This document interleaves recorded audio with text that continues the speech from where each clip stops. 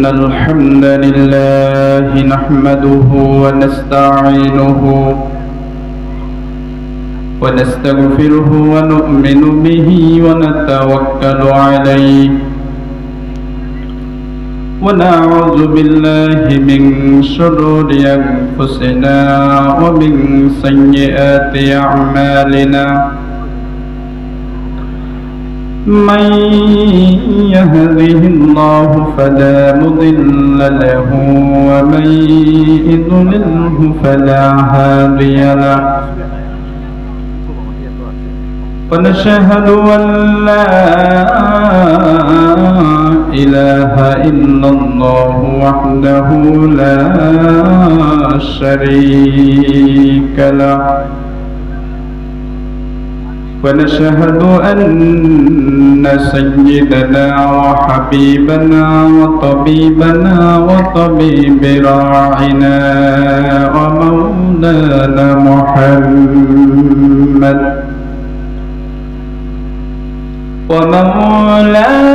محمدا عبد الله ورسوله الذي أرسله بالحق بشيرا ونذيرا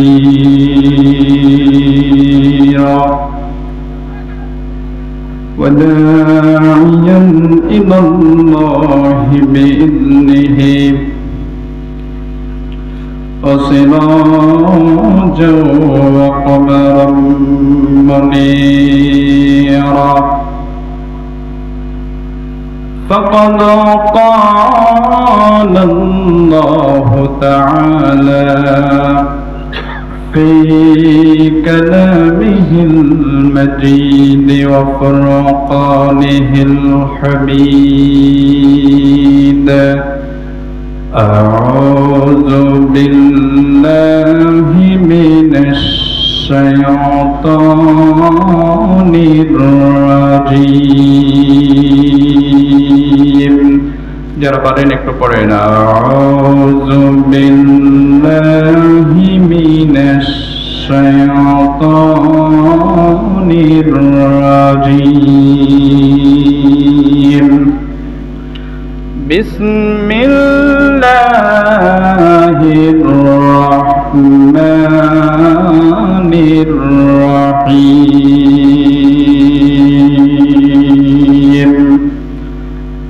تبت يدا أبي لهب وتب قرنا تبت يدا أبي لهب وتب ما أغنى عنه ماله وما كسب سيصلى نارا ذات لهب وامرأته حمالة الحطب في جيدها حبل من مسد إلى الآخر آية. عن عبد الله بن عمر بن العاص رضي الله تعالى عنه أن رسول الله صلى الله عليه وسلم قال إن الدنيا كلها متاع وخير متاع الدنيا مرأة الصالحة رواه البخاري হাজার ব্যথা বেদনার পরে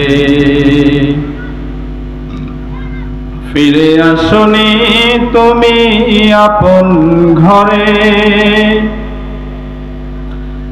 দিনের আলো তুমি ছড়িয়ে দিতে চলে গেলে মদিনায় মক্কা ছেড়ে হে রাসূল তোমাকে ভুলি আমি কেমন করে হে রাসূল তোমাকে ভুলি আমি কেমন করে হাজারো ব্যথা বেদনার পরে ফিরে আসনি তুমি আপন ঘরে দিনের আলো তুমি সরিয়ে দিতে চলে গেলে মদিনায় মক্কা ছেড়ে হে রাসূল তোমাকে ভুলি আমি কেমন করে হে রাসূল তোমাকে ভুলি আমি কেমন করে খেয়ে না খেয়ে দিন প্রচারের কাজে নিজেকে দিয়েছ তুমি বিলিয়ে তায়েফের কাফেরেরা চিনল না সে আলো দুষ্ট ছেলেদের পিছু দিল লেলিয়ে পাথরের আঘাতে ক্ষত বিক্ষত হয়ে সারা শরীর থেকে রক্ত ঝরে হে রাসূল তোমাকে ভুলি আমি কেমন করে হাজারো ব্যথা বেদনার পরে ফিরে আসনি তুমি আপন ঘরে দিনের আলো তুমি সরিয়ে দিতে চলে গেলে মদিনায় মক্কা ছেড়ে হে রাসূল তোমাকে ভুলি আমি কেমন করে হে রাসূল তোমাকে ভুলি আমি কেমন করে। প্রশংসা সেই মহান আল্লাহ তাবারক ওয়া তাআলার জন্য যে আল্লাহ পাক আপনাকে আমাকে করেছেন মুসলিম, দিয়েছেন শ্রেষ্ঠ নবীর শ্রেষ্ঠ উম্মত হবার সৌভাগ্য। আমরা সকলে সেই আল্লাহ তাবারক ওয়া তাআলার দরবারে লাখ কোটি শুকর আদায় করি। সকলেই জবান খুলে মন থেকে আওয়াজ দিয়ে পড়ি আলহামদুলিল্লাহ। দরুদ পড়ি প্রিয় নবী সাইয়্যিদুল মুরসালিন খাতামুন নবিয়্যিন, বিশ্ব নবী বিশ্ব নেতা, যার সুপারিশ ও অনুমতি ছাড়া পৃথিবীর কোনো মানুষের পক্ষে জান্নাতে যাওয়া সম্ভব হবে না। আমরা সকলেই সেই রাসূলের প্রতি ভক্তি, শ্রদ্ধা ও সম্মানের সাথে দরুদ জ্ঞাপন করি। সকলে পড়ি সাল্লাল্লাহু আলাইহি ওয়াসাল্লাম। তাহিরপুর দক্ষিণ পাড়া যুব সমাজ কর্তৃক আয়োজিত তাহিরপুর দক্ষিণ পাড়া জামে মসজিদের অন্যদিক গল্পে একদিন ব্যাপী তাফসিরুল কোরআন মাহফিলের সম্মানিত সভাপতি পাশে বসে আছেন, উপস্থিত হয়েছেন। প্রথমেই তাকে ধন্যবাদ জানাই। জনাব মোহাম্মদ জাহাঙ্গীর আলম, প্রভাষক বালগ্রাম আদর্শ কলেজ, চাঁপাইনবাবগঞ্জ। প্রধান অতিথি জনাব মোহাম্মদ আতাউল হক কমল, চেয়ারম্যান ১ নং বালিয়াডাঙ্গা ইউনিয়ন পরিষদ। বিশেষ অতিথিবৃন্দ উপস্থিত রয়েছেন জনাব মোহাম্মদ মফিজুল ইসলাম, পুলিশ পরিদর্শক অবসরপ্রাপ্ত। এরপরে মঞ্চে উপবিষ্ট রয়েছেন জনাব মোহাম্মদ জামিরুল ইসলাম, প্রভাষক গবরাতলা মহিলা কলেজ, চাঁপাইনবাবগঞ্জ। জাযাকাল্লাহু খাইর। আরো নাম না জানা বিশেষ অতিথির মধ্যে অনেকে উপস্থিত রয়েছেন। তাফসীরুল কোরআন মাহফিলের সর্বপ্রথমে আলোচনা করেছেন যে মসজিদকে কেন্দ্র করে আজকের এই তাফসীর মাহফিল, অত্র মসজিদের সম্মানিত পেশ ইমাম হাফিজ কারি রাকিবুল হাসান মিজবা এবং আমার পূর্বেই যিনি সুরলিত কণ্ঠে কোরআন হাদিস থেকে অনেক সুন্দর আলোচনা করেছেন আমার স্নেহভাজন বিশেষ ইসলামী চিন্তাবিদ তরুণ আলোচক হাফিজ কারি আব্দুর রহমান ওয়াসিফি, আল্লাহ তার নেক হায়াত বাড়ায় দিন এবং তার কণ্ঠকে ইসলামের জন্য কবুল করে নিন, বলেন আমিন। আরো উপস্থিত রয়েছেন মঞ্চ উপবিষ্ট বিভিন্ন মসজিদের ইমাম, খতিব, মুয়াজ্জিন এবং দূর দূরান্ত থেকে আগত ধর্মপ্রাণ তাওহীদি মুসলমান বাবাজিরা, আমার সোনার যুবক ভাইয়েরা এবং পর্দার আড়ালে উপবিষ্ট সম্মানিত মা ও বোনেরা, সকলকে আমার আন্তরিক শুভেচ্ছা এবং সালাম। আসসালামু আলাইকুম ওয়া রাহমাতুল্লাহি ওয়া বারাকাতুহু। আমি পবিত্র কালামে পাক মহাগ্রন্থ আল কোরআন, ঐশী বাণী, পৃথিবীর একমাত্র নির্ভেজাল নির্ভুল, যাকে কোনো প্রকার সন্দেহ ছাড়াই বিশ্বাস করা যায়, সেই মহাগ্রন্থ আল কোরআন থেকে ছোট্ট একখানা সূরা। কোন সূরা? সূরা লাহাব, পবিত্র কোরআনের 111 নম্বর সূরা। এই ছোট্ট সূরাটা আমি তেলাওয়াত করেছি, চেষ্টা করব এই সূরার উপরেই কিছু কথা বলবার জন্য, আল্লাহ পাক যদি সুযোগ করে দেন। আপনারা কি কষ্ট করে একটু শুনবেন? তো এই সূরা, পবিত্র কোরআনের ভিতরে 114 খানা সূরা রয়েছে, এটা সকলেই জানি। তো আমি ছোট্ট একখানা সূরা এটাকে কেন বেছে নিলাম বা সিলেক্ট করলাম, সেটা আগে একটু বলতে চাই। এই সূরাটা মূলত আল্লাহর নবী, বিশ্ব নবী জনাবে মুহাম্মদুর রাসূলুল্লাহ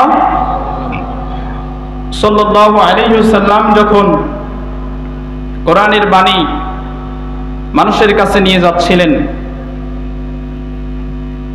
এক আল্লাহ পাকের দিকে মানুষকে আহ্বান করতেছিলেন, ইসলামের দাওয়াত মানুষকে দিচ্ছিলেন, সেই সময় অনেকেই বিরোধিতা করেছেন, কিন্তু একজন মানুষের বিরোধিতা এতটা চরম পর্যায়ে চলে গিয়েছিল, একজন মানুষ আল্লাহ পাকের নবী, বিশ্ব নবীর সম্পর্কে এতটা কুরুচিপূর্ণ মন্তব্য করে বেড়াচ্ছিলেন, এতটাই তিনি শত্রুতা করতেছিলেন আল্লাহ পাক, যার কারণে এর প্রতিবাদ স্বরূপ এই সূরা লাহাব নাজিল করেন। বলেন সুবহানাল্লাহ। এই সূরা মূলত মুসলমানদের জন্য এক ঐতিহাসিক সূরা, কারণ পবিত্র কোরআনের এই সূরা নাজিল হওয়ার পরেই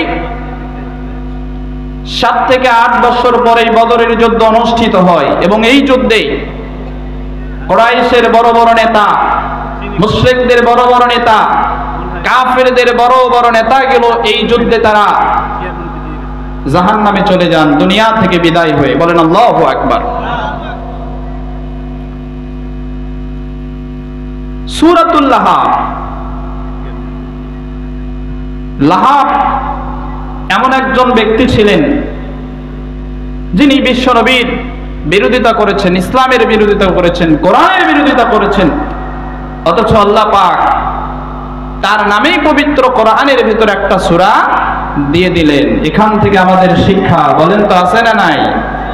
সবাই বলেন আছে না নাই? আল্লাহর নবী, বিশ্ব নবী জনাবে মুহাম্মদুর রাসূলুল্লাহ সাল্লাল্লাহু আলাইহি ওয়াসাল্লামের কালেমার দাওয়াতকে বন্ধ করে দেওয়ার জন্য ইসলামের প্রচারকে বন্ধ করে দেওয়ার জন্য, কোরআনের এই প্রচারকে চিরতরে স্তব্ধ করে দেওয়ার জন্য যত কাফের বেঈমান মুশরিক গুলো পিছিয়ে লেগেছিল, তার ভেতরে অন্যতম একজন ব্যক্তি ছিলেন আবু লাহাব। কে? আবু লাহাব। আবু লাহাব কিন্তু বিশ্বনবীর সম্পর্কে চাচা ছিলেন। কে ছিলেন? চাচা ছিলেন। এতটাই নিকৃষ্টভাবে আমার রাসূলের সম্পর্কে কুরুচিপূর্ণ বক্তব্যগুলো তিনি দিচ্ছিলেন, আমার নবীকে এতটাই গালমন্দ করতেছিলেন, তার কাছে ইসলামের দাওয়াত এতটাই বিষাক্ত হয়ে উঠেছিল, তিনি প্রচার করেছিলেন, আমি লাহাব যতদিন বেঁচে থাকবো ততদিন মুহাম্মাদের বিরোধিতা করে যাব। বলেন নাউজুবিল্লাহ। শুধু এই বিরোধিতা নয়, আবু লাহাবের গলার ভিতরে স্বর্ণের একটা চেইন ছিল, এই স্বর্ণের চেইনখানা তিনি সব সময় পরে থাকতেন। বিশ্বনবীর এই কোরআনের বাণীকে বন্ধ করে দেবার জন্য আবু লাহাব ঘোষণা করেছিল, যদি প্রয়োজন পড়ে আমি আমার গলার এই স্বর্ণের ঐতিহাসিক চেন বিক্রি করে হলেও কোরআনের বিরোধিতা করব। বলেন নাউজুবিল্লাহ। ওনার গলার চেন যদি বিক্রি করতে হয় তাও করবে, প্রয়োজনে গলার এই স্বর্ণের চেনটা বিক্রি করে হলেও মুহাম্মাদের আমি বিরোধিতা করব। এটা কে বলেছে? আবু লাহাব বলেছে। আবু লাহাবের মূল নাম কিন্তু আব্দুল উজ্জা, এর আসল নাম হচ্ছে আব্দুল উজ্জা। কি আপনাদের কষ্ট হচ্ছে? যেহেতু এটা তাফসীর লেখা আছে, তাফসীরুল কোরআন মাহফিলের জন্য আমি অল্প সময় যেহেতু কম, আসলে এই অল্প 1-1.5 ঘন্টায় তাফসীরে কিছু হয় না, তারপরও আমি একটু কথা বলার জন্য চেষ্টা করব ইনশাআল্লাহ। আবু লাহাব এর আসল নাম কি? আব্দুল উজ্জা। তো এই আবু লাহাব নামে আল্লাহ পাক কেন সূরা এটা দিলেন? কারণ এই নামে সে বেশি পরিচিত ছিল, এই জন্য আল্লাহ পাক এই নামটাই নিয়েছেন। আরো অনেকগুলো কারণ আছে, মোটামুটি আবু লাহাবের নামে কোরআনের ভেতরে এই সূরা আসার 10 থেকে 15টা মত পাওয়া যায়, এগুলো আমি বলতে চাচ্ছি, এদিকে যেতে চাচ্ছি না। তো মূলটা হচ্ছে যে এ আবু লাহাব নামে বেশি পরিচিত ছিল, এই জন্য আল্লাহ পাক আবু লাহাব নামেই, মানে লাহাব নামেই কোরআনের ভেতরে সূরা দিয়ে দিলেন। আল্লাহর নবী বিশ্বনবী জনাবে মুহাম্মদ রাসূলুল্লাহ সাল্লাল্লাহু আলাইহি ওয়াসাল্লাম তিনি যখন কোরআনের দাওয়াত দিতে যাচ্ছিলেন, ইসলাম প্রচার করতেছিলেন, মানুষের কাছে এক আল্লাহর কালিমার দিকে দাওয়াত দিতে যাচ্ছিলেন, বিভিন্ন সময়ে আবু লাহাব সহ কাফেররা বিভিন্ন ভাবে তাকে গালমন্দ করতে লাগলেন, তাকে ভণ্ড বললেন, তাকে নতুন ধর্ম তৈরি করেছে, বাপ দাদার ধর্ম ছেড়ে মুহাম্মাদের চাইতে নিকৃষ্ট মানুষ আর হতে পারে না, এমন কথা পর্যন্ত তিনি বলতেছিলেন। আল্লাহ পাক সূরা লাহাব নাজিল করবেন ওই সময়, কারণ ওই সময় আল্লাহর নবী বড়ই চিন্তিত হয়ে পড়লেন, এইভাবে যদি তারা আমার বিরোধিতা করে আমি কিভাবে এই ইসলামের প্রচারগুলো চালিয়ে যাব। আল্লাহ পাক সেই সময় সূরা লাহাব নাজিল করলেন। বিশ্বনবী হীরা গুহায় চলে গেলেন, পাহাড়ের পাদদেশে চলে গেলেন। সেই সময় আল্লাহ পাকের ফেরেশতা জিবরাইল আমিন তার কাছে চলে আসলেন, সূরা লাহাব নাজিল হয়ে গেল। আল্লাহর রাসূল সাল্লাল্লাহু আলাইহি ওয়াসাল্লাম একদিন সকালে মক্কার সকল মানুষদেরকে, নেতাদের সহ যত মানুষ ছিল সবাইকে তিনি এক জায়গায় আমন্ত্রণ করলেন, ডাকলেন। ওই সময় আমার নবী বললেন, ও মক্কাবাসী, আমি যদি তোমাদেরকে কোনো কথা বলি এটা তোমরা বিশ্বাস করবে নাকি? আমি যদি তোমাদেরকে বলি তোমাদের পেছনে কোনো আশারোহী অর্থাৎ কোনো ঘোড়ার সওয়ার হয়ে তোমাদেরকে পিছু ধাওয়া করেছে, মারার জন্য, আক্রমণ করার জন্য আসতেছে, তোমরা এটা বিশ্বাস করবে নাকি? সকলে এক বাক্যে বললেন, মুহাম্মদ এই পর্যন্ত মিথ্যা কথা বলেছে এটা আমাদের কাছে কখনো মনে হয় নাই, কারণ মুহাম্মদ কখনো মিথ্যা বলতে পারে না। জোরে বলেন সুবহানাল্লাহ। সকলেই স্বীকার করে নিলেন মুহাম্মদ কখনো মিথ্যা বলতে পারে না, অর্থাৎ আপনি যেটা বলবেন আমরা তো সেটা নির্দ্বিধায় বিশ্বাস করে নিব। আল্লাহর নবীর সম্পর্কে যখন তারা সকলেই সমস্যার জবাব দিলেন, আল্লাহ রাসূল বললেন, আমি দেখতে পাচ্ছি তোমাদের পেছনে বড়ই বিপদ অপেক্ষা করছে। তোমরা যদি এখান থেকে ফিরে না আসো তাহলে তোমাদের জন্য বড়ই শাস্তির সম্মুখীন তোমাদেরকে হতে হবে। আল্লাহর নবী সূরা লাহাব তাদেরকে শোনায়া দিলেন। এতগুলো মানুষের ভেতরে আবু লাহাব দাঁড়ায় গেলেন। বিশ্বনবী সম্পর্কে তিনি বললেন, বিশ্বনবী সম্বন্ধে তিনি বললেন, হে মুহাম্মদ, তুমি কি এই কথা বলার জন্য আমাদেরকে এখানে রেখেছ? তোমার চাইতে বড় মিথ্যুক কেউ হতে পারে না। এই মক্কা মদিনার বুকে তুমি সবচাইতে বড় মিথ্যুক। জোরে বলেন নাউজুবিল্লাহ। অর্থাৎ কোরআনের কথা বলার আগ পর্যন্ত মুহাম্মদ সাল্লাল্লাহু আলাইহি ওয়াসাল্লাম ছিলেন সবচাইতে বিশ্বাসী ব্যক্তি। যখন ওই কোরআনের কথা বলেছেন, মুহাম্মাদের চাইতে মিথ্যুক আর কেউ হতে পারে না, এই কথা বলেছেন আবু লাহাব।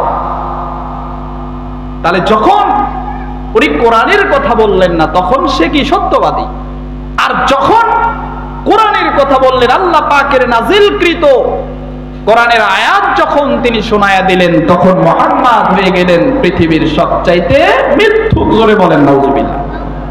আজকের জামানাতেও, আজকের দুনিয়াতেও, আজকের সমাজেতেও আপনি কোরআনের বাইরে কথা বলেন, আপনার কোনো সমস্যা নাই। কথা বলেন ঠিক কিনা? যখন ওই আপনি কোরআন থেকে কথা বলবেন, সত্য কথাগুলো আপনি কোরআন থেকে বলবেন, তখন ওই আপনাকে কত ট্যাগ দিয়ে আপনার অবস্থা খারাপ করে দিবে। জোরে চিল্লায় বলেন ঠিক কিনা? এটা আজকে না, এটা ইসলামের শুরু থেকেই ছিল। আজকে যারা আমরা হয়তো ভীত হয়ে যাচ্ছি, ভয় পাচ্ছি কোরআনের কথা বলতে, সত্য কথা বলতে, কি হবে না হবে, আসলে সেই সময়ও হয়েছে। সত্য কথা যারা বলেছে, সত্যর পথে যারা থেকেছে, মুহাম্মদ সাল্লাল্লাহু আলাইহি ওয়াসাল্লামের উপরে বিশ্বাস ও ঈমান রেখে যারা তার সাথী হয়েছে, হযরতে বিলাল থেকে শুরু করে যত সাহাবায়ে কেরাম, তারা প্রত্যেককেই নির্যাতনের শিকার হয়েছে। কথা বলেন ঠিক কিনা? আজকেও হবে, ভবিষ্যতেও হবে। এটা মেনে নিয়েই আমাদেরকে কার কথা শুনতে হবে? জোরে বলেন, কার কথা শুনতে হবে? আল্লাহ আমাদের তৌফিক দান করুক, বলেন আমিন। আবু লাহাব যখন বললেন, তোমার চাইতে বড় মিথ্যুক আর কেউ হতে পারে না, ওখান থেকে সকলেই এক এক করে তারা চলে গেলেন। আল্লাহর নবী একাকিত্ব হয়ে গেলেন। বিশ্বনবী জনাবে মুহাম্মদ রাসূলুল্লাহ সাল্লাল্লাহু আলাইহি ওয়াসাল্লাম তিনি যখন নিজেকে একাকিত্ব ভাবলেন, ওই সময় আল্লাহ পাক তাকে তো সান্ত্বনা আগেই দিয়েছেন। আল্লাহ পাক সূরা লাহাবের মধ্যে বললেন, তাব্বাত ইয়াদা আবি লাহাবি ওয়া তাব। জোরে বলেন আল্লাহু আকবার। আল্লাহ পাক ওই যে আবু লাহাব বিশ্বনবীর বিরোধিতা করতেছিলেন, কোরআনের দাওয়াতকে বন্ধ করে দেবার জন্য আল্লাহ পাক তার প্রতিবাদ করলেন। আল্লাহ পাক বললেন, ও নবী আপনি চিন্তিত হইেন না, কারণ আবু লাহাবের দুইটা হাত ভেঙে গেছে, অথবা তার দুইটা হাত ভেঙে যাবে, আর ধ্বংস হবে সে নিজেও। জোরে বলেন কথাটা কার? বিশ্বনবী সম্পর্কে অপবাদ দিলেন আবু লাহাব, আর আল্লাহ পাক বললেন আবু লাহাবের দুইটা হাত ভেঙে গেছে আর সে নিজেও ধ্বংস হয়ে যাবে বা গেছে। আল্লাহ পাক এইভাবে বোঝায় দিচ্ছেন। এরপরে আয়াতে আল্লাহ পাক বলেন, মা আগুনা আনহু মালুহু ওয়া মা কাসাব। জোরে বলেন আল্লাহু আকবার। আল্লাহ পাক বললেন, আবু লাহাবের ধন সম্পদ যত যা কিছু আছে কোনো কিছুই তার কাজে আসবে না মরণের পর। আমি শুধু সরল অনুবাদটা করে মূল আলোচনায় চলে যাব। প্রথমে আল্লাহ পাক বললেন, তাব্বাত ইয়াদা আবি লাহাবিন ওয়া তাব, ধ্বংস হোক আবু লাহাবের দোহা, তার ধ্বংস হয়ে যাক সে নিজেও। মা আগনা আনহু মালুহু ওয়া মা কাসাব, তার অর্জিত ধন সম্পদ কোনো কিছুই তার কাজে আসবে না মরণের পর। এরপরে আল্লাহ পাক বলেন, সায়াসলা নারান যাতা লাহাব, নিশ্চয় সে নিক্ষিপ্ত হবে লেলিহান অগ্নিশিখায়। আল্লাহ পাক বললেন, আবু লাহাব অবশ্যই অবশ্যই সে লেলিহান অগ্নিশিখা, মানে সে জাহান্নামে নিক্ষিপ্ত হবে। এরপরে আল্লাহ বললেন, আমরাতুহু হাম্মালাতাল হাতাব, শুধু আবু লাহাব ধ্বংস হবে না, শুধু আবু লাহাব লেলিহান অগ্নিশিখায় নিক্ষিপ্ত হবে না, সাথে সাথে তার স্ত্রী সেও জাহান্নামে নিক্ষিপ্ত হবে। আমরাতুহু হাম্মালাতাল হাতাব, তার সাথে তার স্ত্রীও কোথায় যাবে? জাহান্নামে চলে যাবে। কেন যাবে? আল্লাহ পাক এটা বলেছেন, সেও যাবে। এর কারণ হচ্ছে বলে সে মানুষের ভেতরে লাগানো ভাঙ্গানো অথবা চগলখুরি করে বেড়াতো। এই পৃথিবীর ইতিহাসে একমাত্র মহিলা যিনি বিশ্ব নবীকে হত্যা করার জন্য পাথর নিয়ে গিয়েছিলেন। এই মহিলা আল্লাহর নবীকে হত্যা করবেন এই উদ্দেশ্যে তিনি পাথর নিয়ে গেছেন, যে মুহাম্মদকে যেখানে পাবো তাকে পাথর ছুঁড়ে মারবো। বলে নাউজুবিল্লাহ। সেটাই ছিল এই আবু লাহাবের স্ত্রী, নাম ছিল কিন্তু উম্মে জামিল। কি নাম ছিল? উম্মে জামিল। বিশাল ইতিহাস, এদিকে গেলে সময় শেষ হয়ে যাবে। তো বিশ্ব নবী আল্লাহ পাক বললেন এর স্ত্রীও জাহান্নামে নিক্ষিপ্ত হবে।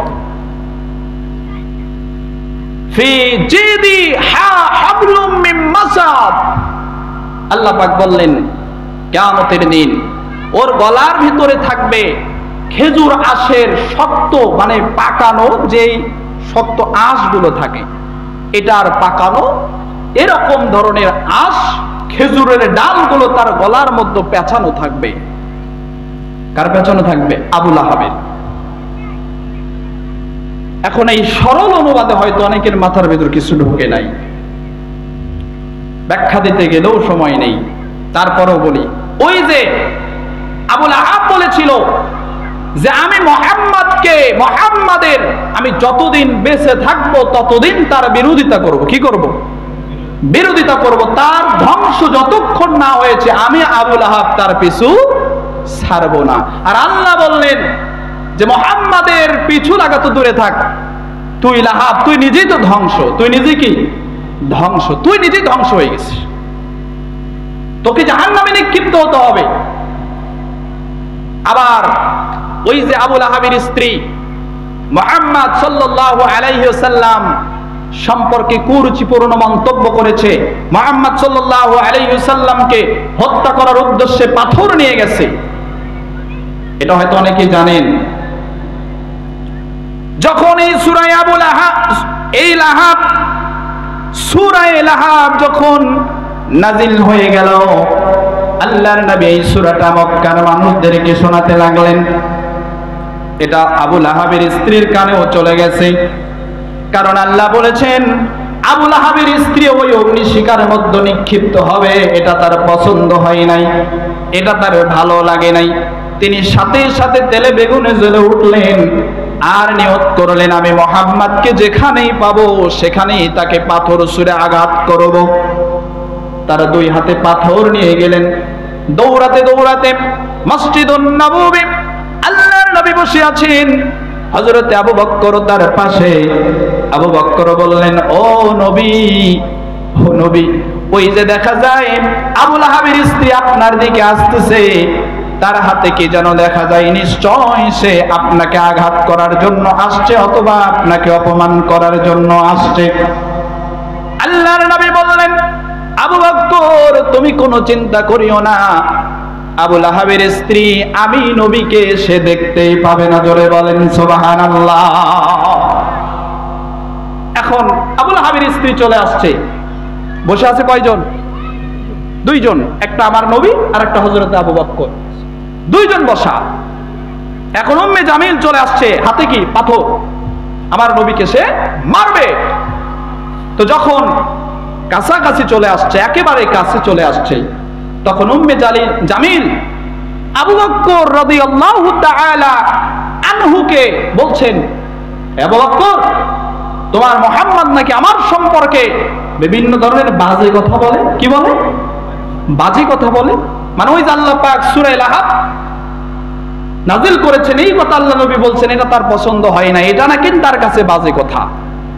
আবু বকর রাদিয়াল্লাহু তাআলা আনহুকে বলছেন, তোমার নবী নাকি, তোমার মুহাম্মদ নাকি আমার সম্পর্কে বাজে কথা বলে, এত বড় দুঃসাহস, কোথায় তোমার নবী? তুমি বলে দাও, আমি এই যে আমার হাতে পাথর দেখতে পাচ্ছ, আমি তাকে ছুঁড়ে মারতে চাই। জোরে বলেন নাউজুবিল্লাহ। হযরত আবু বকর বলেন, আল্লাহর কসম, আমার নবী তোমার সম্পর্কে কিছু বলে নাই। জোরে বলেন সুবহানাল্লাহ। যে আমার নবী তোমার সম্পর্কে কিছু বলে নাই, এর কারণ কি? তাফসীরানে কিরাম বলেছেন, আল্লাহর কসম করে যে বললেন আমার নবী তোমার সম্পর্কে কিছু বলে নাই, এর কারণ হচ্ছে আমার নবী যেই লাহাব মানুষের কাছে পৌঁছায় দিয়েছেন, এটা কি আমার নবীর কথা না? জোরে বলেন কার কথা? আল্লাহর কথা। এই জন্য আবু বকর বলেছে, আল্লাহর কসম, আমার নবী তোমার সম্পর্কে কিছু বলে নাই। উনি মনে মনে কইছে, যা বলছে সেটা তো আমার আল্লাহ বলছে। সুবহানাল্লাহ বলেন। মুহাম্মদ সাল্লাল্লাহু আলাইহি ওয়াসাল্লাম ওখানেই ছিলেন, উনি দেখতে পায় নাই। এরপরে তাকে জিজ্ঞাসা করা হয়েছে, উম্মে জামিল আসলো, আপনি তো আমার পাশেই বসা ছিলেন, সে কেন দেখতে পেল না? আল্লাহর নবী বললেন, আল্লাহ পাক উম্মে জামিলের অসম্মানজনক হাত থেকে আল্লাহ পাক আমাকে বাঁচানোর জন্য একজন রহমতের ফেরেশতা আমার সামনে দিয়ে আমাকে ঢেকে রেখেছিলেন। জোরে বলেন সুবহানাল্লাহ। আমি এই সূরাটা কেন বললাম? আবু লাহাব মুহাম্মদ সাল্লাল্লাহু আলাইহি ওয়াসাল্লাম সম্পর্কে কটূক্তি করেছেন, কুমন্তব্য করেছেন, কুরুচিপূর্ণ কথা বলেছেন, যার প্রতিবাদ সরাসরি কে করেছেন? জোরে বলেন কে করেছেন? তাহলে মুহাম্মদ সাল্লাল্লাহু আলাইহি ওয়াসাল্লাম সম্পর্কে যদি কেউ কটূক্তি করে, হীনমন্যতা পোষণ করে, তুচ্ছ তাচ্ছিল্যতার সাথে দেখে, আল্লাহ যদি প্রতিবাদ করে থাকে, তাহলে আমার নবীর সম্পর্কে কেউ যদি কথা বলে, আরে মুসলমান হয়ে কেন প্রতিবাদ করবে না? জোরে বলেন ঠিক কিনা? তোমরা আমার জীবন নিয়ে নিতে পারো, আমার সম্পদ নিয়ে নিতে পারো, আমার সম্পর্কে তোমরা কুমন্তব্য করতে পারো, আমাকে গালি দিতে পারো, আমার মাকে গালি দিতে পারো, বাবাকে গালি দিতে পারো, আমি হয়তো কিচ্ছু বলবো না, কিন্তু আমার নবীকে গালি দিলে আমার দেহে এক বিন্দু রক্ত থাকা পর্যন্ত আমি এর প্রতিবাদ করবই করবই করবই। জোরে বলেন ঠিক কিনা?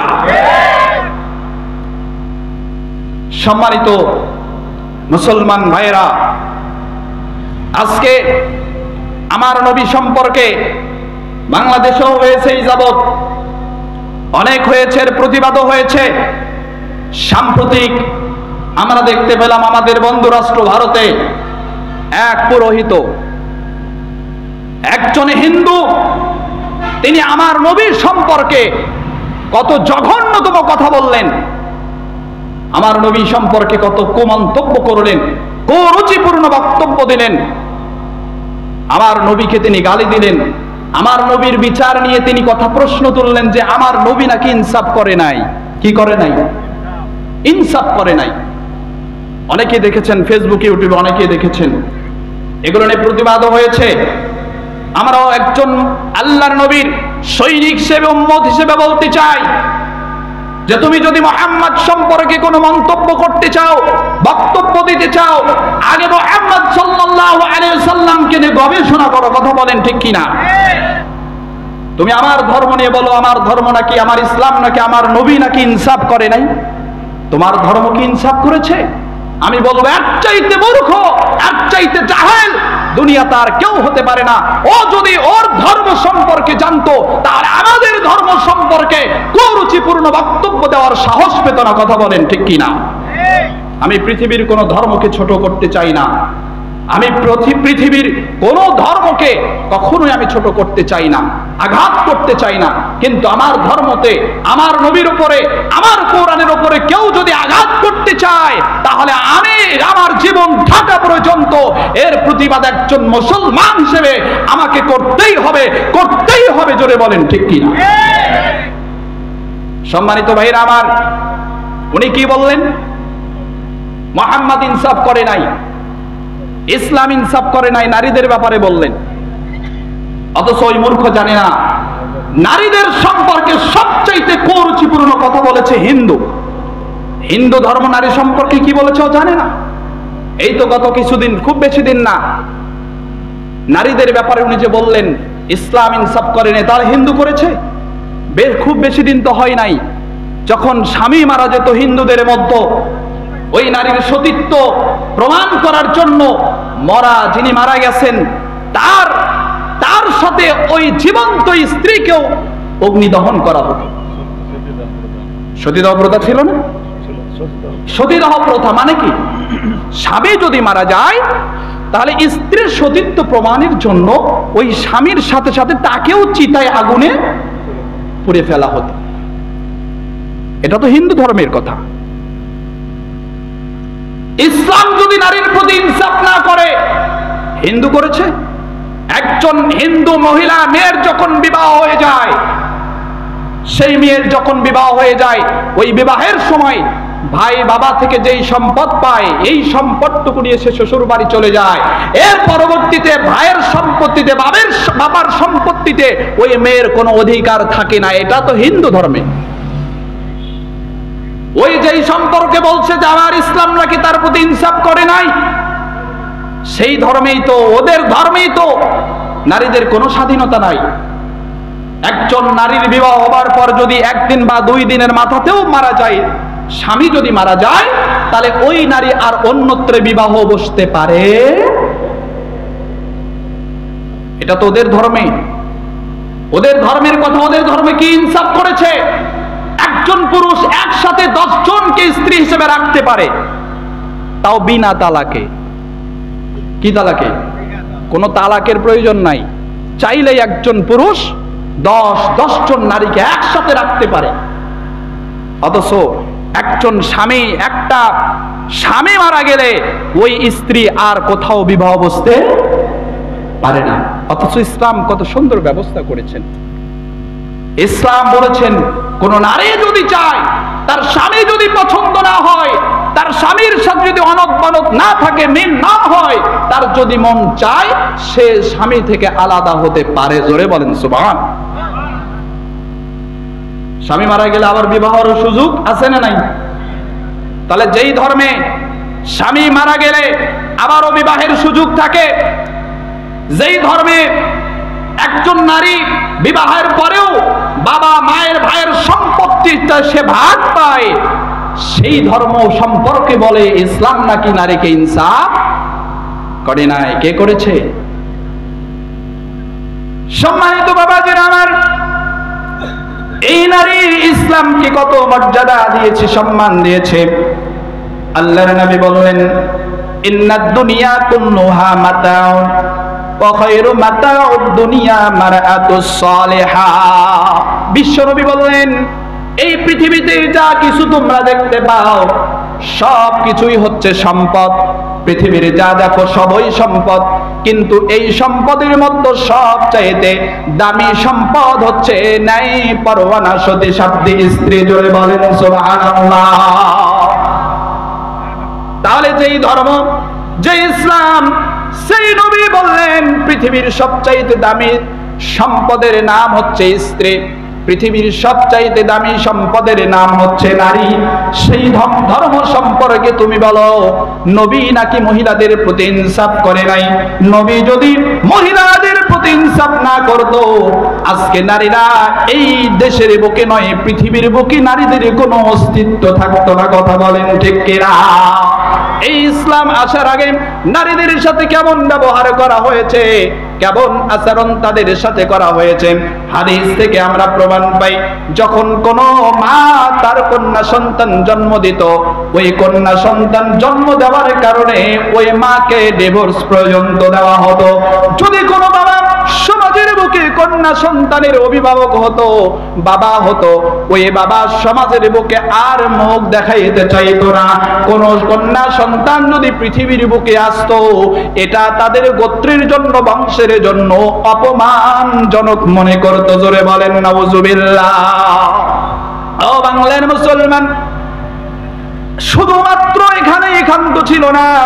কোন কন্যা সন্তান যদি পৃথিবীর বুকে আসতো, এমন ইতিহাস পাওয়া যায় নারীদের ব্যাপারে, ওই মা ও মেয়েকে একই গর্তে তাদেরকে পুঁতে ফেলা হতো। বলেন নাউজুবিল্লাহ।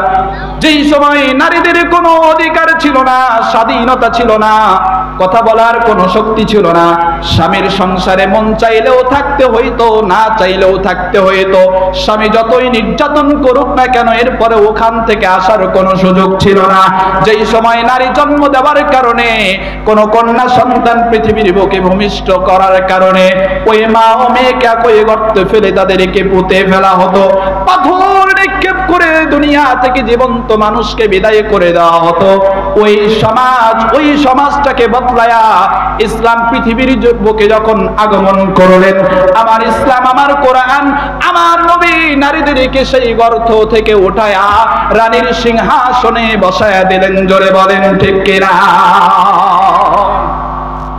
বিশ্ব নবীর কাছে এক সাহাবী আসলেন। দেখেন কত বড় জঘন্যতম আচরণ সেই সময় নারীদের সাথে করা হয়েছে। বিশ্ব নবীর কাছে এক সাহাবী আসলেন। সাহাবাটা আসার সাথে সাথেই কান্না শুরু করে দিলেন। এমন ভাবে কান্না করতে লাগলেন, হাওমাও করে কান্না করতেছেন। আবার নবী বললেন, সাহাবী রে, তুমি কেন কান্না করো একটু বলো। সাহাবী বললেন, ইয়া রাসূলুল্লাহ, ইয়া হাবিবাল্লাহ, আমি তো এমনিতেই কান্না করি না, আমি আমার পাপের জন্য কান্না করি। জীবনে এত বেশি পাপ করেছি, জানি না ওই আল্লাহ আমাকে ক্ষমা করবে কিনা। জোরে বলেন সুবহানাল্লাহ। আমি এত বেশি পাপ করেছি, এই পাপের জন্য আমার কান্না চলে আসছে। আমার নবী বললেন, সাহাবী রে, তোমার তো চিন্তার কোনো কারণ নাই। তুমি পাপ করার পরে যখন বুঝতে পেরেছো তোমার পাপ ছিল, আল্লাহ অবশ্যই তোমাকে ক্ষমা করে দেবেন। কেননা আল্লাহ পাক এই পৃথিবীর বুকে সবচাইতে বেশি ভালোবাসেন ওই ব্যক্তিকে যে অপরাধ করার পরে আল্লাহর দিকে ফিরে আসে। জোরে বলেন সুবহানাল্লাহ। বিশ্বনবী বলেন, সাহাবীরা, তোমরা কি জানো আল্লাহ পাক কোন পাপিষ্ট বান্দা যখন আল্লাহর দিকে ফিরে আসে কত খুশি হয়? সাহাবায়ে কেরাম বললেন, আল্লাহ এবং তার রাসূলই এই সম্পর্কে বেশি অবগত আছেন। আমার হাবিব বললেন, সাহাবীরা, তাহলে শুনে নাও, কোন পাপিষ্ট বান্দা, জিনাখোর, সুদখোর, মদখোর, হারামখোর যেই হোক না কেন, যেই ব্যক্তি হোক না কেন, এই দুনিয়ার সমপরিমাণ পাপ যদি সে করে, আসমান থেকে, আসমানের নিচে আর জমিনের উপরে যত ফাঁকা জায়গা আছে সবগুলো যদি পাপে পরিপূর্ণ করে ফেলায়, এরপরেও যদি আল্লাহর কাছে তওবা করে ফিরে আসে, আল্লাহ পাক শুধু মাফ করে না, আল্লাহ পাক শুধু ক্ষমাই করে না, আল্লাহ পাক শুধু তাকে তার উপরও খুশি হয় না, তার সমস্ত গুনাহগুলোকে সওয়াবে পরিপূর্ণ করে দেন। জোরে বলেন সুবহানাল্লাহ। আল্লাহ কত খুশি হয় কোন পাপী বান্দা যখন আল্লাহর দিকে ফিরে আসে। আমার নবী বললেন, মনে করো তুমি এমন একটা মরুভূমি পাড়ি দিচ্ছ, যেই মরুভূমির বুকে তোমার একমাত্র বাহন হচ্ছে উট, উট ছাড়া তোমার আর কোনো বাহন নাই। যেমন আমরা যদি এখান থেকে মনে করেন এই যে পদ্মার ওপার যদি যেতে চাই, জহরপুর আর নারায়ণপুর বিভিন্ন চর আছে, এই চরে যদি আপনি যাইতে চান একমাত্র বাহন হচ্ছে নৌকা। কি নৌকা? সিএনজি মোটরসাইকেল এখানে চলবে না, আপনাকে নৌকা দিয়ে পাড়ি দিতে হবে। আমিও একটা প্রোগ্রামে গিয়েছিলাম, মোটামুটি সকাল থেকে সন্ধ্যা পর্যন্ত থাকার পরে নৌকা পাড়ি দিয়ে আসছি। যদি এই পদ্মা না হয়ে, নদী না হয়ে যদি এই রকম সমতল হতো, তাহলে বিভিন্ন মাধ্যমে আমি আসতে পারতাম। কথা বলেন ঠিক কিনা? আল্লাহর নবী বললেন, ও সাহাবী, তুমি এমন একটা মরুভূমি পাড়ি দিচ্ছ যেখানে তোমার উট একমাত্র বাহন, আর কোনো বাহন নাই। মানে তোমাকে এই মরুভূমি পার হতে হলে উটের প্রয়োজন হবে। এই মরুভূমি মাইলের পর মাইল মরুভূমি তুমি পাড়ি দিবে। কয়েকদিনের সফরে বের হয়েছো, তোমার বাহন হিসেবে উটকে সাথে নিয়েছো, আর উটের পেছনে তুমি তোমার খাদ্য পানীয় নিয়েছো। তুমি মরুভূমি পাড়ি দিচ্ছিলে, পাড়ি দিতে দিতে তুমি ক্লান্ত হয়ে গেলে। এমন একটা সময় মরুভূমির মাঝে তুমি একটা গাছ দেখতে পেলে। সাহাবী বললেন ঠিক আছে পেলাম। আল্লাহর নবী বললেন ওই গাছের নিচে তুমি একটু বসেছো বিশ্রাম নেওয়ার জন্য। এই বসা অবস্থায় কখন জানি তুমি ঘুমিয়ে পড়েছো বলতে পারো না। ঘুম থেকে ওঠার পরে দেখো তোমার যেই একমাত্র বাহন উট, আর তার পিঠে যেই খাদ্য পানীয় ছিল সব কিছু নিয়ে উট উধাও হয়ে গেছে, কোথাও দেখা যায় না। তোমার কেমন লাগবে? আল্লাহ রাসূল বললেন তোমার কেমন লাগবে? সাহাবী বললেন ইয়া রাসূলুল্লাহ, এর চাইতে তো দুঃখ আর কষ্টের আর সীমা থাকে। কারণ আমি ক্লান্ত, একটু বসেছি ঘুমায়া পড়েছি, আমার খাদ্য পানীয় সবকিছু উটের উপরে, আর এই মরুভূমি তো পাড়ি দেওয়া যাবে না, উত্তপ্ত মরুভূমি, হেঁটে যাওয়ার কোনো সুযোগ নাই, তাহলে আমার তো খুবই কষ্ট হবে। আল্লাহর নবী বললেন আচ্ছা ঠিক আছে। বিশ্ব নবী বলেন তুমি চতুর্দিকে খোঁজাখুঁজি করলে, কোথাও তোমার এই একমাত্র বাহন উটকে পেলে না। ও সাহাবী তুমি ক্লান্ত হবার পর আবারও একটু বসে পড়লে ওই গাছের নিচে।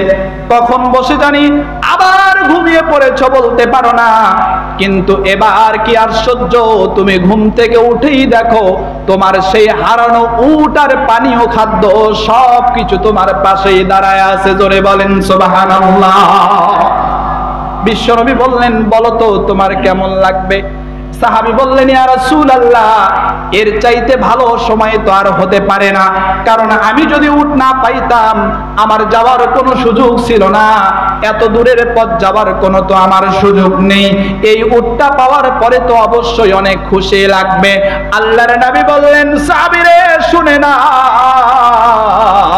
তুমি উট হারানোর পরে কষ্ট পেয়েছো, ব্যথা পেয়েছো, আবার ঘুম থেকে ওঠার পরে তোমার সেই হারানো উটটা তোমার পাশে পেয়ে যত না খুশি হয়েছো, আমার আল্লাহ কোন বান্দা পাপ করার পরে যখন তার দিকে ফিরে আসে,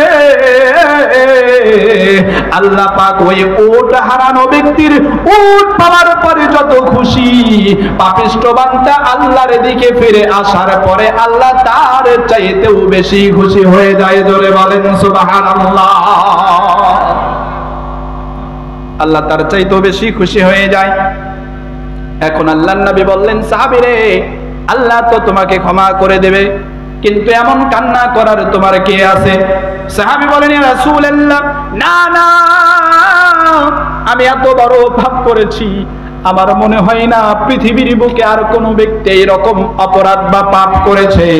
আল্লাহর নবী বললেন কি এমন পাপ তুমি করেছো, কি এমন অপরাধ তুমি করেছো যার কারণে তোমার কাছে মনে হয় আল্লাহ তোমাকে ক্ষমা করবে না? এবার সাহাবী বর্ণনা করতে শুরু করলেন ইয়া রাসূলুল্লাহ, ইয়া হাবিবাল্লাহ, তাহলে আপনি একটু আমার অপরাধের কথা শুনেন। আমার অপরাধ হলো আমার স্ত্রী তার গর্ভে একটা কন্যা সন্তান হয়েছে। এই কন্যা সন্তান যখন দুনিয়ার বুকে চলে আসলো, এই কন্যা সন্তান তার দুনিয়ার বুকে আসার কারণে আমি আর মানুষের কাছে মুখ দেখাইতে পারি না। সমাজের মানুষ আমাকে ছোট করে, সমাজের মানুষের কাছে আমি লজ্জিত হয়ে তাদের সামনে আমি ভালোভাবে কথাও বলতে পারি না। আমি সিদ্ধান্ত নিলাম যে কন্যা সন্তানের জন্য আমাকে মানুষের কাছে ছোট হতে হয়, আমাকে মানুষের কাছে লজ্জিত হতে হয়, ওই কন্যা সন্তানকে আমি দুনিয়াতে রাখবো না। কি করব না? রাখবো না। আল্লাহর নবী বললেন তারপরে কি করলে? সাহাবী বললেন ইয়া রাসূলুল্লাহ, আমার সন্তান কন্যা সন্তানটা আস্তে আস্তে করে সে বড় হচ্ছিল। যখন এমনটা অবস্থায় উপনীত হলো, সে হাঁটতে পারে, হাঁটা চলা একা কি করতে পারে, এমন সময় যখন চলে আসলো, আমি বাবা হয়ে তখন সিদ্ধান্ত নিলাম এখন ওই উপযুক্ত সময় এই সন্তানকে দুনিয়ার বুক থেকে বিদায় করার। আমি আমার স্ত্রীকে বুঝাইলাম আমার সন্তানটাকে তুমি একটু সাজায়া দাও, আমি তাকে মেলায় নিয়ে যাব ঘুরতে। কি করতে? মেলায় ঘুরতে নিয়ে যাব। স্ত্রীকে বললেন সাজায় দাও। মা খুশি হয়ে গেলেন। আমার স্বামী এই সন্তান দুনিয়ার বুকে আসার পর থেকে কোনোদিন তার সাথে ভালো করে কথা বলে নাই, কোনোদিন তাকে কোলে উঠাই নাই, কোনোদিন তাকে আদর করে চুমাও দেয় নাই। সেই স্বামী আমার সন্তানকে মেলায় নিয়ে যেতে চায়, মা খুশিতে আত্মহারা হয়ে গেলেন। মা সুন্দরভাবে সাজায় দিচ্ছিলেন, কিন্তু মা জানে না তার এই সন্তানকে সাজানো এটাই তার শেষ। মা এখনো বুঝতে পারে নাই। মা বড় আশা নিয়ে সন্তানকে সাজিয়ে দিলেন। বাবা সন্তানকে নিয়ে যাচ্ছিলেন মেলার কথা বলে। বাবা আগে আগে যায়, সন্তান তার পিছে পিছে যায়। বাবা যাচ্ছিলেন হাঁটি হাঁটি পা পা করে এগোচ্ছিলেন। কিছুক্ষণের মধ্যেই বাবা একটা পাহাড়ের পাদদেশে চলে গেলেন। পাহাড়ে উঠতে যাবেন, এমন সময় সন্তান বললেন, ছোট্ট আবু শিশু ফেরেশতা সমতুল্য সন্তান বললেন, বাবা তুমি তো আমাকে মেলায় নিয়ে যাবে, কিন্তু এই পাহাড়ে তুমি কেন ওঠো? তুমি তো আমাকে মেলায় নিয়ে যাবে বলেছো, পাহাড়ে কেন উঠছো? এবার বাবা বলছে, মা তুমি বুঝবা না, উপরেই মেলা হয়। কি হয়? উপরেই তো মেলা চলে, তুমি আমার সাথে আসো। হাদিস শরীফে এসেছে, বাবা আগে আগে যায়, পিছে পিছে সন্তান চলে যায়। যখন পাহাড়ের উপরে চলে গেলেন, কোনো দিকে কোনো মানুষের কোনো আনাগোনা নাই, কোনো মানুষের অস্তিত্ব সেখানে বোঝা যায় না। এমন একটা জায়গায় গিয়ে বাবা ওই পাহাড়ের উপরে গর্ত খনন করতে লাগলেন। গর্ত খনন করতেছেন, আবু শিশু কন্যা সন্তান সে শুধু চেয়ে আছে, ফেল ফেল করে দেখে বাবা কি করে। সেইভাবে এখনো সে বুঝে না। বাবা যখন গর্ত খুঁড়তেছিলেন, গর্ত খুঁড়তে খুঁড়তে সাহাবী ওই নবীর কাছে বর্ণনা দিচ্ছিলেন, ইয়া রাসূলুল্লাহ, ইয়া হাবিবাল্লাহ, আমি যখন গর্ত খনন করতে লাগলাম, এমন সময় কিছু মাটি আমার দাড়িতে লেগে যায়, আমার শরীরে লেগে যায়। আমার সেই অবশিশু, আমার সেই সন্তান বলে, বাবা তুমি এত কষ্ট কেন করো? এই পাহাড়ের ওপরে তোমার গর্ত খনন করার কি আছে? তোমার শরীরে তো মাটি লেগে যায়। ইয়া রাসূলুল্লাহ, আমার এই অবশিশু আমার দাড়ি মুবারক থেকে মাটিগুলো ফেলে দেয়, আমার শরীরটা ঝেড়ে দেয়, যাতে করে আমার শরীরে মাটি লেগে না থাকে।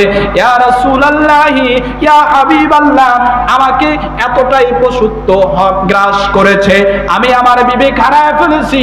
আমার সন্তানের কোনো মায়া আমার কাজ করে না, আমার সন্তানের প্রতি আমার কোনো দয়া আসে না।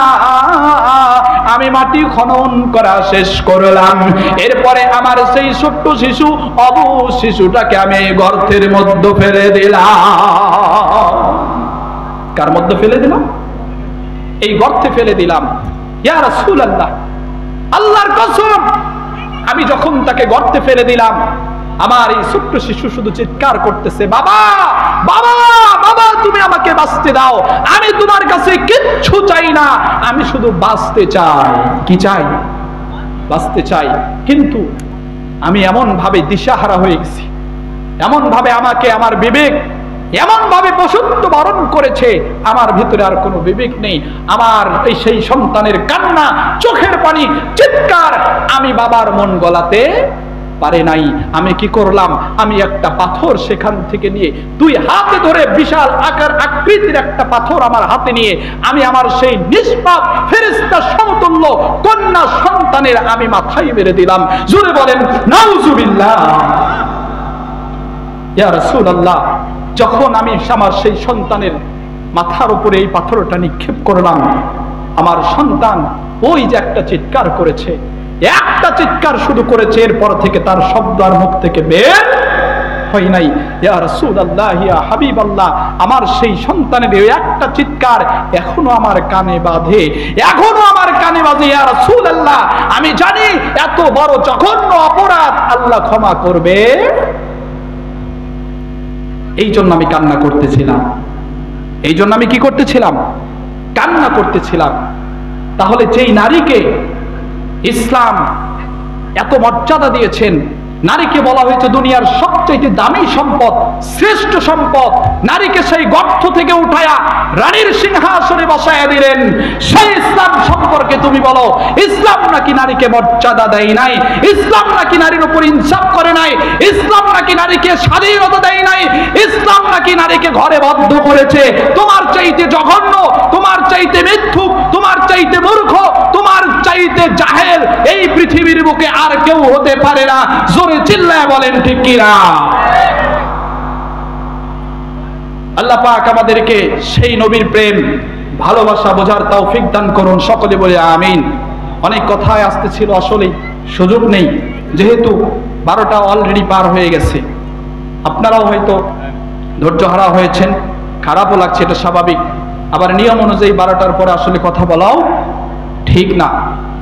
আমি যেই সূরা লাহাব এখানে যে আলোচনা করলাম বা তেলাওয়াত করেছি, এর ভিতরে আমাদের জন্য অনেক শিক্ষা আছে। কি আছে বলেন তো? শিক্ষা আছে। সেই শিক্ষাটা কি? এই শিক্ষাটা কি আমি বলবো, পাশাপাশি আজকে আপনাদের জন্য আমার 5টা সবক থাকবে। জোরে বলেন কি থাকবে? আমি 5টা সবক বলবো, এবং আজকে যে সূরা লাহাব থেকে আমি আলোচনা করেছি, এই আলোচনার ভিতর থেকে আমার 2টা প্রশ্ন থাকবে। জোরে বলেন কয়টা প্রশ্ন? 2টা প্রশ্ন থাকবে। এই 2টা প্রশ্নের সঠিক উত্তরদাতাকে, এবং যেই 5টা সবকের কথা বলবো, এই 5টা সবক যেই বলতে পারবে, আমার পক্ষ থেকে ইসলামিক 2টা বই তার জন্য পুরস্কার থাকবে। জোরে বলেন সুবহানাল্লাহ। সেই পুরস্কার আগে এবং এই সূরা থেকে আমাদের শিক্ষাগুলো বলার আগে, আপনারা সকলেই জানেন এটা হচ্ছে একটা মসজিদ কেন্দ্রিক, মসজিদের উন্নতি কল্পে আমাদের এই তাফসীর। হয়তো একটু কষ্ট হচ্ছে, তারপরেও বলি, আপনারা এলাকার মানুষ, আমি আল্লাহর বান্দা, আল্লাহর গোলাম, নগণ্য একজন মানুষ। আজকে আসছি, আল্লাহ পাক যদি সুযোগ করেন, আপনাদের যদি দয়া থাকে, দোয়া থাকে, আল্লাহর যদি দয়া থাকে, হয়তো আবারও সাক্ষাৎ হলেও হতে পারে। আপনাদের মসজিদে আপনারাই নামাজ পড়বেন, আপনার সন্তানগুলো নামাজ পড়বে, আপনার পরবর্তী প্রজন্ম তারা নামাজ পড়বে। হয়তো আজকে আপনি যে মানুষটা এখানে বসে আছেন, এই মানুষটা আজ থেকে 10 বছর, 20 বছর, 30 বছর, 40 বছর বা 50 বছর, অথবা আজ থেকে 100 বছর পর এখানে যারাই আমরা আসি, আমাদের কোনো অস্তিত্ব পৃথিবীর বুকে থাকবে না। কিন্তু আজকে আপনি যদি এই মসজিদের কাজে যদি সহযোগিতা করেন, যে কোনো উপায়ে যদি সহযোগিতা করেন, এটা 100 বৎসর না, কিয়ামত পর্যন্ত আপনার কবরে এর জাযায়ে খায়ের আল্লাহ পাক পৌঁছায় দিবেন। জোরে বলেন সুবহানাল্লাহ।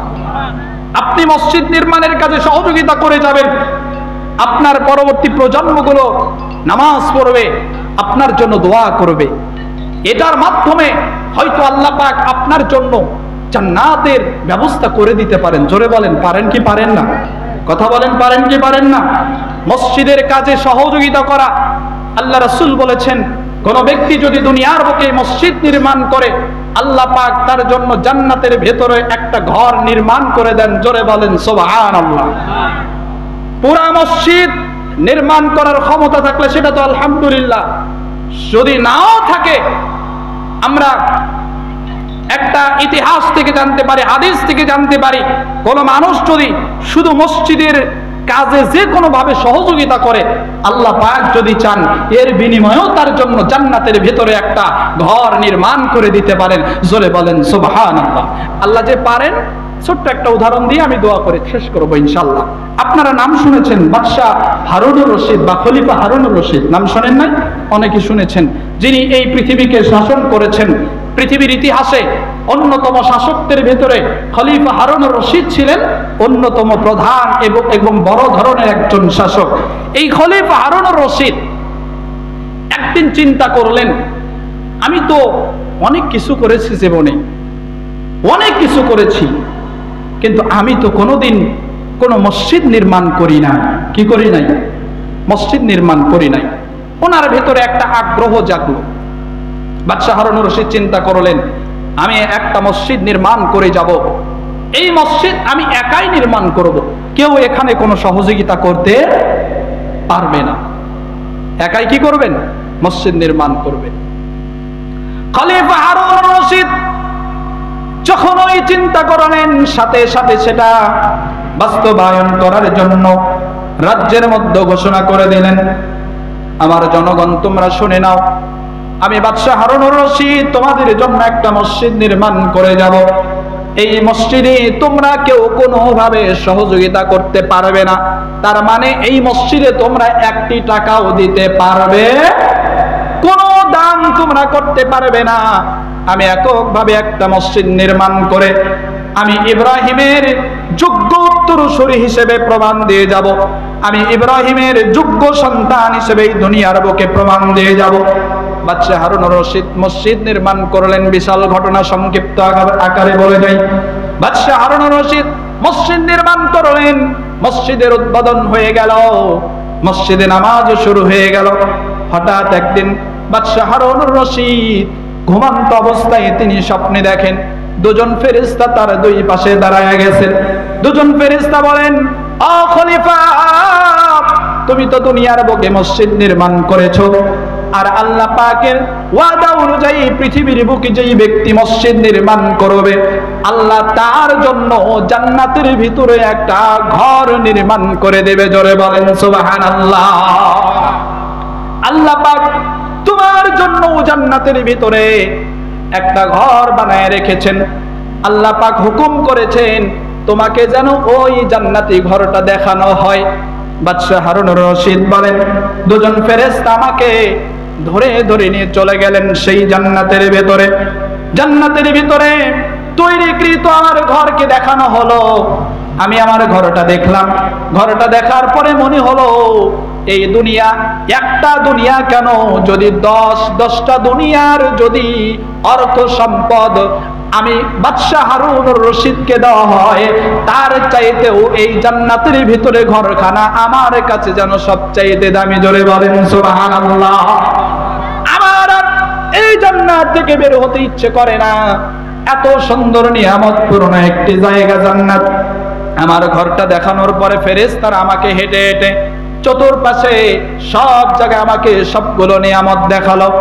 এরপরে বললেন ফেরেশতারা, ও বাদশা, ও খলিফা, আপনার সময় হয়েছে, এবার চলেন। জোরে বলেন সুবহানাল্লাহ। কারণ মরণের আগে জান্নাতে যাওয়ার কোনো সুযোগ নাই। তবে একজন নবী গিয়েছিলেন, কে সেটা যদি বলতে পারেন আমি শুকরিয়া জানাবো। পরে আসছে এই কথাই। বাদশা খলিফা হারুন রশিদ তিনি তার সেই ঘর থেকে যখন বের হলেন, ঘর থেকে বের হবার পরে তার ওই সামনে একটা লিস্ট তিনি দেখতে পেলেন, মানে একটা তালিকা দেখতে পেলেন। ওপরে লেখা জান্নাতের ভিতরে তৈরিকৃত অন্যদের জন্য ঘর কাদের জন্য, যারা পৃথিবীর বুকে মসজিদ নির্মাণ করেছে তাদের জান্নাতের ভিতরে ঘরের তালিকা। জোরে বলেন সুবহানাল্লাহ। তার মানে পৃথিবীতে যারা মসজিদ নির্মাণ করেছে তাদের একটা কি আছে, তালিকা আছে, এবং তারা তাদের ভিতরে যে জান্নাতে ঘর আছে নাম সহ এখানে লেখা আছে। তো এখানে তিনি তালিকার ভিতরে দেখতে পেলেন একটা নাম, যার নাম হচ্ছে আহাদ। জোরে বলেন কি নাম? আহাদ। তো যখন এই নামটা ফেরেশতা বললেন, খলিফা, এই যে জান্নাতীদের তালিকা আছে এর ভিতরে একটা নাম হচ্ছে আহাদ, তাকে কি চেনেন? বলছে চিনি না, তবে নামটা তো পরিচিত মনে হয়। বলে নামটা এই জন্যই পরিচিত, এ হলে আপনার মসজিদে যে মিস্ত্রি কাজ করেছে তার হচ্ছে একটা যোগালদার। যোগালদার মানে কি? যোগালি বলে না, যিনি আর কি মিস্ত্রিদের কাছে কাজে সহযোগিতা করে। বাদশা হারুন রশিদকে বলছে সে হচ্ছে আপনার মসজিদে যারা মসজিদ নির্মাণ করেছে সেই মিস্ত্রিদের যোগালি ছিল এই আহা। বাদশা হারুন রশিদ অবাক হয়ে কি হয়ে গেলেন? অবাক হয়ে গেলেন। উনি মনে মনে চিন্তা করতে লাগলেন, আমি হচ্ছে পৃথিবীর বাদশা হারুন রশিদ, আমি মসজিদ নির্মাণ করেছি, যার কারণে আমার জন্য আল্লাহ পাক জান্নাতের ভেতরে একটা ঘর বরাদ্দ করেছেন, এটা স্বাভাবিক ব্যাপার। কিন্তু আমার যেই খাদেমের কথা বলা হচ্ছে, আমার যেই প্রজার কথা বলা হচ্ছে, যেই যোগালির কথা বলা হচ্ছে, এ মসজিদ কিভাবে নির্মাণ করলো, এ আবার কোথায় মসজিদ নির্মাণ করেছে? এবার ফেরেশতা বলছে, আপনি তাহলে দয়া করে একটু দুনিয়াতে গিয়ে তার কাছ থেকেই তার কাছে একটু বর্ণনাটা শোনেন, তাকেই জিজ্ঞাসা করেন যে তোমার কিভাবে এই জান্নাতের ভেতরে মসজিদ নির্মাণকারীদের মধ্যে তোমারও নাম কিভাবে গেল, আমাকে একটু বলো। বাদশা হারুন রশিদ বলেন, আমার হঠাৎ ঘুম ভেঙে গেল, আমি ঘুম থেকে উঠে পড়লাম। এরপরে রাজ্যের মধ্যে ঘোষণা করে দিলাম, রাজ্যের যত মানুষ রয়েছে তাদেরকে আমি আমন্ত্রণ করলাম, মানে দাওয়াত করলাম, তাদেরকে আমি খাওয়াবো। এরকম একটা সময় চলে আসলো, সবাইকে দাওয়াত করার পরে সকলেই চলে আসছেন, নিমন্ত্রণে সাড়া দিয়েছেন। সবাইকে আমি খাবারের পরে মেহমানদারি করার পরে আমি বললাম, তোমাদের মধ্যে আহাত নামে কে আছো? সকলে একটু ভয়ের মধ্যে পড়ে গেল। বাদশাহ হারুন রশিদ কি যেন বলে, কি যেন অপরাধ হয়েছে যার কারণে নামটা বলতেছে। সবাই মুখ চাওয়াচাওয়ি করে, কেউ বলতে চায় না। হঠাৎ করে এই মজলিসের মধ্য থেকে একজন যুবক দাঁড়ায় গেলেন, একজন যুগালী দাঁড়ায় গেলেন।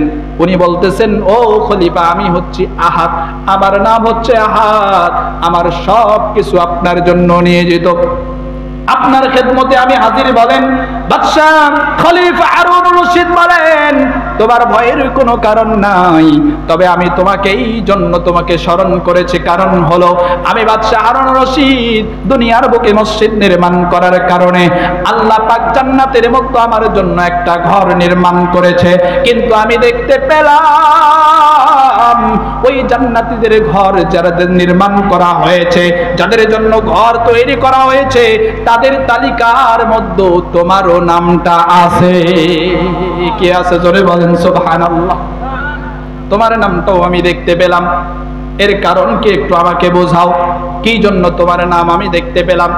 এবার এই যুগালী বলেন, খলিফা আমি তো জানি না কি জন্য জান্নাতীদের তালিকায় আমারও নাম আপনি দেখতে পেয়েছেন, তবে আমি আমাকে যদি অভয় দেন, আপনাকে আমি গোপন একটা কথা বলতে চাই। কি বলতে চাই?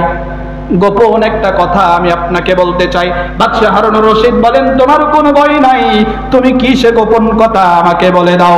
এবার যোগালী বলেন, আপনি তো ঘোষণা দিয়েছিলেন, রাজ্যের মধ্যে প্রচার করে দিয়েছেন, আপনি মসজিদ নির্মাণ করবেন, কিন্তু কারো কোনো সহযোগিতা আপনি নেবেন না, কেউ যাতে দান করতে না পারে, আগে থেকেই আপনি বলে দিয়েছেন, এটা সত্য। তবে আমার মনটা বড়ই ব্যাকুল, আমি শুনেছি দুনিয়ার বুকে যেই ব্যক্তি মসজিদ নির্মাণ করবে, আল্লাহ তার জন্য জান্নাতের ভিতরে একটা ঘর নির্মাণ করবে। ও খলিফা, আমার মনের ভিতরে একটা আশা জাগে, যাতে আল্লাহ পাক আমার জন্য মসজিদ একটা জান্নাতের ভিতরে ঘর তৈরি করেন। এই আশা নিয়ে রাতের আধারে সবাই যখন ঘুমিয়ে পড়েছে, আমার তো সেই রকম সামর্থ্য নাই, কিন্তু চিন্তা করতে করতে আমি দেখতে পেলাম আপনি মসজিদ নির্মাণের জন্য যেই পাথরগুলো নিয়ে এসেছেন, ওই পাথরের সাথে আমার হচ্ছে পৈতৃক সম্পত্তির ভেতরে কিছু পাথর দেখতে পেয়েছি। এই পাথরগুলো আমি এক জায়গায় করে রেখেছিলাম, আমি চিন্তা করলাম দেওয়ার মতো তেমন কিছু নাই, দিলে তো ধরা পড়ে যাব, কিন্তু লক্ষ্য করলাম আপনার ক্রয়কৃত সেই পাথরগুলোর সাথে আমার বাড়িতে এক জায়গায় করে রাখা পাথরগুলো মিলে যায়। জোরে বলেন সুবহানাল্লাহ। আমি চিন্তা করলাম এটাই তো সুযোগ আমার সেই পাথরগুলো আপনার পাথরের মধ্যে দেওয়ার। আমি গভীর রাত্রে যখন সবাই ঘুমিয়ে পড়েছে, ওই সময়ে আমার পাথরগুলো আপনার পাথরের মধ্যে আমি দিয়ে দিয়েছি। জোরে জোরে বলেন সুবহানাল্লাহ। লিল্লাহে তাকবীর, লিল্লাহে তাকবীর।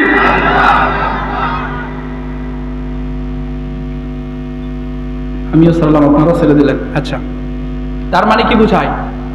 যে কেউ যদি সামর্থ্যবান হয়, পূর্ণ একটা মসজিদ দেওয়ার ক্ষমতা রাখে, তার জন্য যেমন জান্নাতের ভেতরে একটা ঘর নির্মাণ হবে, পক্ষান্তরে কারো সামর্থ্য এইভাবে নাই এককভাবে করা, সে যদি তার সামর্থ্য অনুযায়ী মসজিদ নির্মাণের কাজে অংশগ্রহণ করে, পার্টিসিপেট করে, আল্লাহ পাক এটার বরকতেও ওই পূর্ণ মসজিদ নির্মাণকারীর সাথে একই জান্নাতের ভেতরে তার জন্য একটা ঘর দিয়ে দিতে পারেন। জোরে বলেন ঠিক কিনা?